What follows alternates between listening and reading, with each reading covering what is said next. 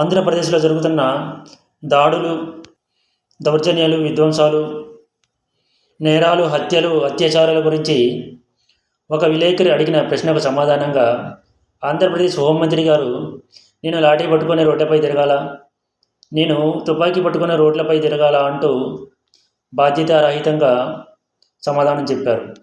గౌరవనీయులైన హోంమంత్రి గారు అధికారం చేపట్టాక, మంత్రి పదవి చేపట్టాక రక్షణ వ్యవస్థ గురించి, భద్రత గురించి ఏం మాట్లాడారో ఒకసారి గుర్తుకు తెచ్చుకోండి. చట్టాలను అలా అమలు చేస్తాం, ఇలా అమలు చేస్తాం, అమ్మాయిలు వంక అబ్బాయిలు చూడాలంటే భయపడేలా చట్టాలు అమలు చేస్తాం అని గంభీరంగా పెద్ద పెద్ద మాటలు చెప్పారు. అనిత గారు హోంమంత్రిగా బాధ్యతలు చేపట్టిన దగ్గర నుంచి దాదాపు ఆంధ్రప్రదేశ్లో 6 నెలల పాప దగ్గర నుంచి 65 ఏళ్ళ ముసలి ఆవిడ దగ్గర వరకు దాదాపు 30 నుంచి 35 మంది 38 మందిపై అత్యాచారం జరిగింది, హత్యలు గావించబడ్డారు. ఇంకా హత్యలు జరుగుతూనే ఉన్నాయి. హోంమంత్రి గారు, మీరు లాఠీ పట్టుకోవాల్సిన అవసరం లేదు, తుపాకీ పట్టుకునే అవసరం లేదు, రోడ్లపై తిరగాల్సిన అవసరం అంతకంటే లేదు. మీరు లాఠీ పట్టుకొని, తుపాకీ పట్టుకొని రోడ్లపై తిరిగితే పోలీసు వ్యవస్థ ఎందుకు? మీకు మంత్రి పదవి ఎందుకు?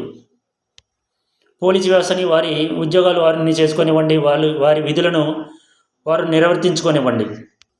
అంతేకాని పోలీసు వ్యవస్థను నిర్వీర్యం చేసి మేము లాఠీలు పట్టుకోవాలా, మేము తుపాకీలు పట్టుకోవాలా, రోడ్లపై తిరగాల అంటూ మాట్లాడడం అనేది హర్షించదగ్గ విషయం కాదు. రాజకీయ హత్యలను పక్కన పెడదాం, ఎందుకంటే రాజకీయ హత్యలను ఎలాగో ఆపలేరు. కనీసం అమ్మాయిలపైన, 6 నెలల పాప దగ్గర నుంచి మైనర్ బాలికలపైన, 60 ఏళ్ళ ముసలావిడి వరకు వారిపై జరుగుతున్న హత్యలు, అత్యాచారాలను ఆపడానికి ప్రయత్నం చేయండి. మీ రాజకీయ కక్షల కోసం, మీ రాజకీయ ప్రతీకారాల కోసం అమాయకులైన మైనర్ బాలికలు, మహిళలు ఎందుకు బలి కావాలి? అత్యాచారాలు, హత్యలు జరగకుండా తీసుకోవాల్సిన జాగ్రత్తలు, తీసుకోవాల్సిన చర్యలపై దృష్టి సారించండి. ఎలాగో రాజకీయ హత్యలను 6 నెలల వరకు ప్రోత్సహిస్తాము అని మీరే చెప్పారు కదా.